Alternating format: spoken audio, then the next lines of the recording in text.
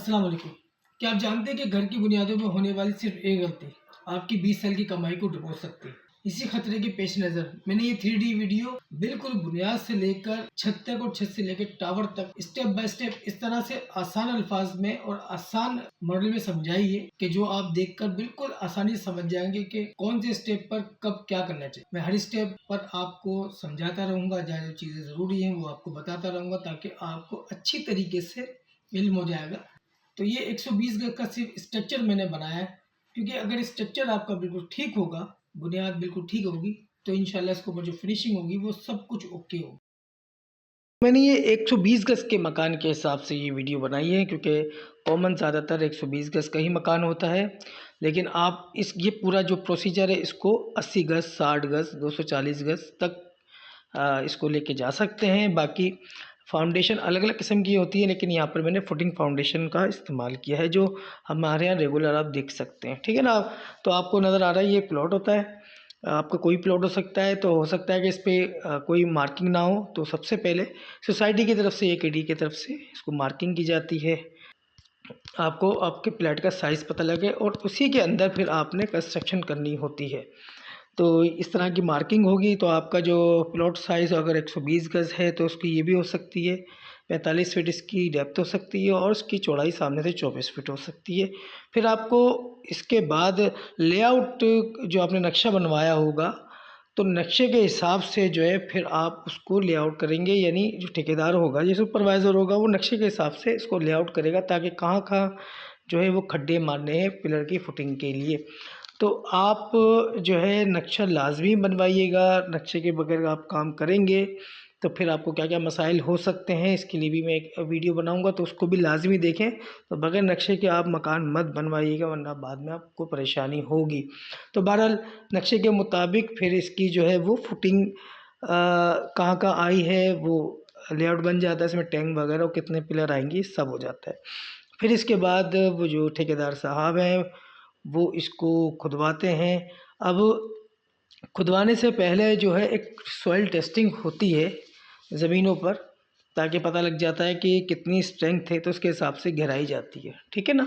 तो आप ये सॉइल टेस्टिंग करवा लेंगे तो ज़्यादा बेहतर होगा। दोबारा सॉइल टेस्टिंग के बारे में भी मैं एक वीडियो बनाऊंगा, तो वो आपके काम आएगी। बहरहाल कॉमन जो है ज़्यादातर 4 बाय 4 फिट और गहराई 4 फिट या 3 फिट इस तरह से ये फुटिंग होती है। तो मैंने यहाँ पर जो इस्तेमाल किया, क्योंकि मैं ग्राउंड +1 जो है वो बनाने जा रहा हूँ, तो यहाँ पर 3.5 बाय 3.5 फुट बाय तकरीबन 4 फुट गहराई मैंने रखी है। और इस तरह से फिर वो लेआउट हो जाएगा। फिर इसके बाद देखें, ये मैंने सिर्फ आपको दिखाने के लिए कि पिलर को सिर्फ दिखा दिया कि सबसे पहले इसके अंदर रोड़ी डाली जाएगी। रोड़ी डालने के बाद इसको फिर कंप्रेस किया जाता है दुरमट वगैरह से अच्छी तरीके से, या वाइब्रेटर से। फिर इसके बाद मरहला आता है, इसके ऊपर छोटी सी एक लेयर होती है मोटर की, यानी मोटर हम कहते हैं सीमेंट की ना, ताकि वो जो हमने रोड़ी डालते हैं ना, तो वो रोड़ी के दरमियान जो गैप होता है वो गैप फिल हो जाता है और फिर एक जान हो जाती है रोड़ी। ठीक है ना। तो ये आप देख लें। और जहाँ टैंक का आप देख सकते हैं, जो टैंक आ रहा है, टैंक का तलिया, उसको भी इसी तरीके से हम करेंगे जिस तरीके से पिलर का होगा, क्योंकि इनकी दोनों की फाउंडेशन सेम ताकत की होनी चाहिए। फिर जनाब अली इसके बाद फिर सरिये का काम आएगा ना। सरिया अब आप देखें, ये सरिया आपकी बिल्डिंग के हिसाब से होगा। अगर आप लंबे जो है वो ग्राउंड प्लस 2 3 4 जो भी ये बनाना चाहते हैं उसके मुताबिक जो है ना सरिये का काम होता है। तो सरिया भी बाकायदा एक कानून के तहत, रूल के तहत इस्तेमाल किया जाता है। लेकिन यहाँ पर कॉमन मैंने क्योंकि बताया, प्रोसीजर आपको स्टेप बाय स्टेप बता रहा हूँ कि वो प्रोसीजर के हिसाब से चलेंगे। तो इसके बाद फिर फुटिंग यानी सरिये के जो है वो बेस के लिए यहाँ पर हम जो है सरिये रख देते हैं जहाँ जहाँ इसके पिलर आ रहे हैं। फिर इसके बाद आप टैंक साथ चलाना चाहे टैंक को साथ चलाने, या टैंक को अलग से ही बना सकते हैं ना। लेकिन इसके बाद का प्रोसीजर ये होता है। तो जनाब अली इसके बाद आप देखें, मैंने करीब से आपको दिखा दिया है कि इस तरह की सिचुएशन आएगी। इसके बाद फिर वो पिलर के जो फुट होते हैं, यानी इसको पेटी भी कहते हैं, वो पेटी इस तरह से भर दी जाएगी शर्टिंग लगाकर चारों तरफ। तो इसकी भी मोटाई एक जो है वो रखी जाती है उसके मुताबिक, ज़रूरत के मुताबिक, जिसमें 8 इंच से लेकर 2 फुट 1 फुट तक भी हो सकती है। तो फिर इसके बाद बारी आती है शॉर्ट कॉलम की। आप देखते हैं शॉर्ट कॉलम भरा जाएगा, वो आपकी जो है वो ग्राउंड जो लेवल होता है उसके हिसाब से रखा जाता है, ताकि आपका जो मकान रोड से कितना ऊपर होगा उसके हिसाब से ये बनाया जाता है। ठीक है, ये इसका अगला स्टेप है। फिर अगला स्टेप देखने होने के बाद आपके सामने ये पोजीशन आ जाएगी, यानी मैं आपको दिखाऊं तो फिर आप ये देखेंगे कि सिर्फ खड्डे जो नीचे आपको नज़र आ रहे होंगे उसमें शॉर्ट कॉलम नज़र आ रहे होंगे, और टैंक अगर साथ साथ आप बना रहे होंगे तो आपको टैंक के मुंह नज़र आ रहा होगा। ठीक है ना। तो अब ये यहाँ तक मरहला पहुँच जाएगा। इसके बाद इसको हम भर देंगे, इस जगह को जो जो हमारे कॉलम वगैरह जहाँ जहाँ है इसको अच्छे तरीके से भर देंगे। फिर इसके बाद हम चाहे तो हम टैंक का ढक्कन भी, यानी टैंक को ऊपर से छत डालकर इसको हम बंद कर सकते हैं, लेकिन इससे पहले ज़्यादा प्लास्टर वगैरह उसका होता है ताकि इसके अंदर पानी छोड़ा जा सके। फिर इसके बाद बारी आती है हमारी जो प्लंथ बनती है उसकी बेस बनाने की ना। अच्छा, प्लंथ की जो बेस बनेगी वो चाहे तो आप जो बेस है ब्लॉक की बना सकते हैं, या हल्के जो है मसाले की भी आप शटरिंग लगवा के बना सकते हैं। फिर इसके ऊपर आप बीम चलाएंगे जो शॉर्ट कॉलम का बिल्कुल टॉप होगा, उस टॉप से पूरा का पूरा जहाँ जहाँ आपकी दीवारें होंगी, जहाँ जहाँ दीवारें चलेंगी, आपने पूरी वो प्लंथ जहाँ जहाँ आएगी उसके नीचे इसकी बेस बनानी है। ठीक है, जिस तरीके से आपको ये नज़र आ रही है इसके अंदर। तो कुछ लोग ऐसे होते हैं कि वो जितनी नीचे तक जो है ना वो उनकी बेस होती है तो वो डायरेक्ट शटरिंग लगा के भर देते हैं। 3 फुट भी हो जाती है, 4 फुट भी हो जाती है। ठीक है, तो आप ऐसा ना करें तो आपका मटेरियल ज़ाया होगा। तो इससे बेहतर है आप कच्ची ब्लॉक से भी इसको भर सकते हैं, और इसके ऊपर आप अपने एक जो भी 2 फुट का या 1.5 फुट का जो भी इसका प्लंथ बीम घूमेगा वो रख सकते हैं एज़ पर रिक्वायरमेंट। ठीक है, फिर इसके बाद आप इसका सरिये का जाल बनेगा प्लंथ बीम का। वो आपकी सरिये के मुतालिक जो है वो आपकी वही फाउंडेशन के मुताबिक ताकत के मुताबिक सरिया डाला जाएगा कि आधे का डाला जाए या समझ लें कि इससे भी मोटा डाला जाए। तो एक सरिये के मुतालिक भी एक तफसीली वीडियो इंशाल्लाह मैं आपके लिए बनाऊंगा ताकि आपको सरिये के बारे में सब पता लग जाएगा। 40 ग्रेड का सरिया, 60 ग्रेड का सरिया क्या है, कहाँ डालना चाहिए, कहाँ नहीं डालना चाहिए। तो कहानी आगे चलती है। प्लंथ बीम इसके अंदर प्लंथ बीम का सरिया इसके अंदर डाला जाएगा, फिर इसको भर दिया जाएगा। आप देख सकते हैं कि इस तरह से ये तकरीबन 1.5 फुट का या 20 इंच का बीम जो है ना चला है चारों तरफ, और ये तकरीबन प्लंथ इसकी तैयार हो गई। फिर इसके बाद जो बहुत ही ज़रूरी होता है स्टेप वो होता है कि इसके अंदर एक सेवरेज की लाइन होती है जो बिल्कुल एंड से आगे तक हम डाल देते हैं, ताकि जब भराई हो इसके अंदर बैक फिलिंग हो तो ये पहले से डली हो, बाद में खोदना ना पड़े। तो इसको याद रखिएगा, भूल ना जाए प्लम्बर। फिर इसके बाद जो है ना बैक फिलिंग हो जाती है। ठीक है, बैक फिलिंग में बहुत सारे लोग जो है ना वो कोई कुछ डालता है, कोई कुछ डालता है। तो रेत डाला करें तो ज़्यादा बेहतर है। रेत जो है एक हमवार तरीके से सब जगह बराबर अब जम जाती है। बाकी लोग मलबा भी डाल देते हैं और पता नहीं क्या क्या चीज़ें डालते हैं, तो वो भी ठीक है, लेकिन जो सही तरीका है, क्योंकि हर जगह पर बैलेंस होकर ये मिट्टी बैठ जाती है, तो फिर एक दफ़ा बैठ जाए फिर ये दोबारा से नहीं बैठती, इसका ये फ़ायदा होता है। अब अपने हिसाब से इसको देख सकते हैं। तो बैक फिलिंग हो जाएगी। बैक फिलिंग के बाद स्टोन की एक पूरी लेयर चलेगी पत्थरों की, ताकि इसके ऊपर फिर हम अपना फाइनल कच्चा डालने के बाद फ्रेश डाल सके। तो ये आपने बहुत ध्यान रखना है इसके ऊपर।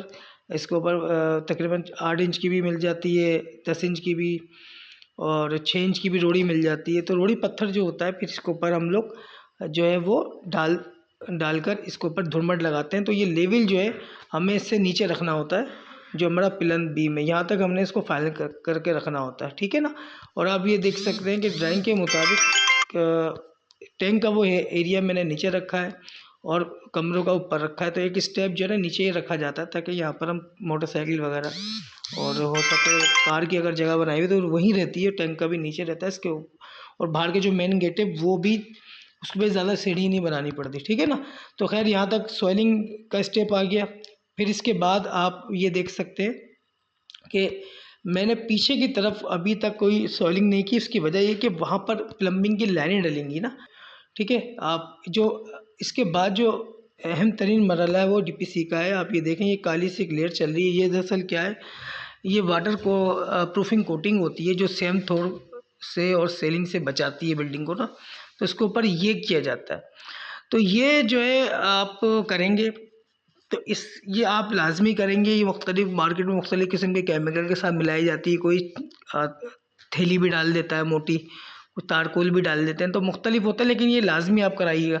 और इसके साथ साथ अगर हो सके तो ये पूरा जो आप देख सकते हैं जो बीम शॉर्ट्स कॉलम इसके दरमियान भी, और इसके ऊपर एक कोटिंग चलती है उसकी तारकोल की, लोग उसको भी मार देते हैं। अगर आप ये कर लें तो और ज़्यादा अच्छा हो जाएगा आपका, और तो सेव हो जाएगा। तो अक्सर लोग इसको भी मिस कर देते हैं, तो उसको भी आप देख लीजिएगा अपने बजट के हिसाब से। तो जनाब अली, अब आ जाता है कच्चे का जो है मरहला, यानी अब कच्चा कर दिया जाता है ये पूरा जो हमारी जहाँ जहाँ कमरे हैं, जहाँ जहाँ हमारे लाउंज वगैरह है, तो पूरा इसको कच्चा कर दिया जाता है 1:4:8 का इसमें रेशो डाल के ना। इसमें ज़्यादा हार्ड डालने की ज़रूरत नहीं है, 1 इंच वो 2 इंच ज़्यादा से ज़्यादा 3 इंच तक जो है लोग इसको कच्चा डाल देते हैं, ताकि बिल्कुल हमवार हो जाए। अब ये पूरा अंदर से प्लॉट हमवार हो जाता है, ठीक है ना।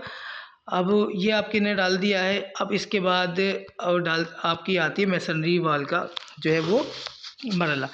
तो आप मेसनरी वाल जो है वो जहाँ जहाँ अपने कमरे के हिसाब से बनानी है, शुरू करनी है, रंगत लगानी है, तो देखें कि जहाँ जहाँ दरवाजे छूटने हैं वहाँ दरवाजे छोड़ दें, जहाँ खिड़की छूटनी है वहाँ खिड़की छोड़ दें। तो पहले मरहले में आपने क्या करना है, जो ज़रूरी है इसके अंदर है कि तकरीबन 5 फुट या 6 फुट तक ना इसको पहले मरहले में जाइए। फिर इसके ऊपर एक लेवल लगता है, वाटर लेवल किया जाता है, ताकि उसके हिसाब से फिर जब वो आगे की चुनाई करेगा तो वो पूरे लेवल के हिसाब से होगी, ब्लॉक घूमेगा, ठीक है। इसके बाद लेवल होगा, वाटर लेवल होगा जो निकाला जाता है, उस पर डोरी लगेगी, पूरा निशान। वह वाटर लेवलिंग के बारे में आपको बता दूंगा। तो इसके बाद फिर जब चुनाई होगी ना, तो फिर वो बीम लेवल तक होगी। तो आप ये देख सकते हैं कि फिर दूसरी चुनाई बीम लेवल तक हो गई। जहाँ खिड़कियाँ छोड़नी है वहाँ खिड़की छोड़ दी थी, जहाँ जहाँ दरवाजे छोड़ने हैं वहाँ दरवाजे छोड़ने के बाद फिर अब पिलर भी हमारे सामने आ जाएंगे और सब कुछ हमारे सामने आ जाएगा। इसके बाद फिर पिलर जो है आपके हाइट के मुताबिक पिलर इसके अंदर सरिये का जाल बन जाएगा, इसको भर दिया जाएगा पिलर को, ठीक है ना। अब पिलर भरने के बाद ये बिल्कुल अब तैयार हो गया है छत भराई के लिए। तो बस इसके बाद छत भराई होगी। अब छत भराई का एक पूरा एक प्रोसीजर होता है, पूरे तरीक़ेकार होता है। अब छत भराई से इससे पहले आप देख सकते हैं कि पीछे आप देखेंगे कि मैंने डाउन किया हुआ है इस वाली छत को पीछे वाले बाथरूम से। उसकी वजह ये होती है कि जब ऊपर का जो बाथरूम बनेगा ना, तो उसकी जो लाइनें होंगी वो इसके अंदर ही चली जाएंगी, और ऊपर का जो फ्लोर होता है वो फ्लोर और बाथरूम का फ्लोर वो सेम हो जाता है। तो ये बहुत इंपॉर्टेंट है। कम से कम 1 फुट नीचे होगी, 1.5 फुट भी रख सकते हैं, और ये जो असल हाइट है वो अपनी जगह होगी। तो इस बात का ख़ास ख्याल रखिएगा। और जीना जो है वो आपने देख लिया, यहाँ पर निकाल दिया। अब आपकी छत भराई हो गई है। छत भराई में बहुत सारे एक तफसील होती है, उसकी तफसीली वीडियो में इंशाल्लाह आपको बता दूंगा, सरिये वगैरह कैसे डालते हैं, क्या डालते हैं, ये और भी चीज़ें इसके अंदर ज़रूरी हैं। तो आपको मैं स्टेप बाय स्टेप ही चीज़ें बता रहा हूँ, बिल्कुल सही मामला चल रहा है इस वक्त ना, ठीक है ना। फिर इसके बाद आपका आ जाता है ऊपर का जब बाउंड्री वाल ना। तो आपने देखा कि सामने की जो पर्दी है ये आरसीसी की मैंने डाली है, ठीक है ना, क्योंकि छज्जे के ऊपर है, छज्जे में लचक होती है, छज्जा वाइब्रेट भी करता है। तो ये आरसीसी इसको पकड़ के रखती है, एक तरह से बिंग का काम करती है। और पीछे की तरफ ब्लॉक की जो है वो चुनाई 3 फुट तक 3.5 फुट तक मैंने कर दी है, और बीच में पिलर की जगह छोड़ दी है। तो पिलर की जगह छोड़ने के बाद आप देखें टावर जो बनेगा ना, उसकी टावर की चुनाई भी हो गई है, और उसके पिलर की जगह भी छोड़ दी है। फिर इसके बाद जो स्टेप आएगा कि अब टावर के बीम, टावर के पिलर और जो है वो बाउंड्री वॉल के पिलर। जब बाउंड्री वॉल के पिलर आप कच्चे भी भर सकते हैं, ज़्यादा आपको 1:4 का रेशो की ज़रूरत नहीं है। लेकिन आपके टावर के जो पिलर होंगे उसको आपने प्रॉपर ही वही रेशो रखना पड़ेगा, क्योंकि आप इसके ऊपर बनवाएंगे, जबकि जब ऊपर वाली मंजिल बनाएंगे तो आपको ये जो देख सकते हैं बाउंड्री वाल के पिलर ये आपको तोड़ने पड़ेंगे, तो ताकि आसानी टूट सकें और सरिया आपको मिल सके। फिर इसके बाद आप इसको टावर के बीम जो पिलर सरिया का बनवा के इसको भरा सकते हैं। तो इसके बाद फिर मरहला आएगा इसके टावर की छत डलेगा, टावर की छत भी इसके बाद डल जाएगी। और उसके बाद आप टंकी की आरसीसी टंकी बनाना चाहें वो बनाएं, या आप प्लास्टिक वगैरह की टंकी लाना चाहें तो वो भी ला सकते हैं। कि मैं आपको मशवरा दूँ कि आप टंकी जो है वो बनाएं अपनी आरसीसी की, क्योंकि वो सेहत के लिए अच्छी होती है। आप तफसील आप मालूम कर सकते हैं डॉक्टर वगैरह से, क्योंकि बाकी चीज़ें प्लास्टिक वगैरह की गर्म होकर सेहत के लिए अच्छी नहीं होती, डॉक्टर कहते हैं। तो इस बात का भी आप ख्याल रखिएगा। तो ये आपका स्ट्रक्चर नीचे से ऊपर तक बिल्कुल हो गया है एक्यूरेट, ओके, सही, सारे स्टेप सही फॉलो हुए। तो नपाई तुलाई का भी इसके अंदर सही हिसाब किताब रखा गया। अब इसके बाद बारी आ जाएगी आपकी, आप सामने से भी देख सकते हैं कैसा नज़र आ रहा है स्ट्रक्चर। तो फिर आप मेन गेट लगा दें, ठीक है ना। मेन गेट लोग पहले लगा देते हैं, फिर वो ख़राब हो जाता है, उसमें जो ना लोग मज़दूर आ रहे जा रहे होते हैं, चीज़ें टकरा रही होती है, और शटरिंग का सामान अंदर बाहर ब्लॉक। तो आपका फैंसी गेट की ऐसी की तैसी हो सकती है, इसलिए कोई टेम्परेरी सा गेट लगा सकते हैं शुरुआत में, गेट का साइज़ छोटा कर सकते हैं। लेकिन ये जब आपका काम पूरा हो जाएगा ना, सीमेंट बजरी सरिया काम हो जाएगा, फिर आप अपना गेट लगाएं, ठीक है। और गेट लगाएं, फिर इसके बाद छज्जा जो भी आपने देना है वो दे दें। फिर इसके बाद आप जो है बाहर स्टेप लगाएं और रैम बना दें, और साइड में आप अपनी जो क्यारी बना दें। तो ये आपका बन गया बिल्कुल स्ट्रक्चर एक्यूरेट। ये प्रोसीजर स्टैंडर्ड प्रोसीजर है, थोड़ी बहुत ऊपर नीचे चेंजिंग हो इसके अंदर हो जाती है, वो एक अलग बात है, लेकिन यही तरीका बिल्कुल आपको बेहतरीन रहेगा। इस तरीके का आप ख्याल रखिएगा ताकि आपका मकान बिल्कुल ओके एक्यूरेट बने।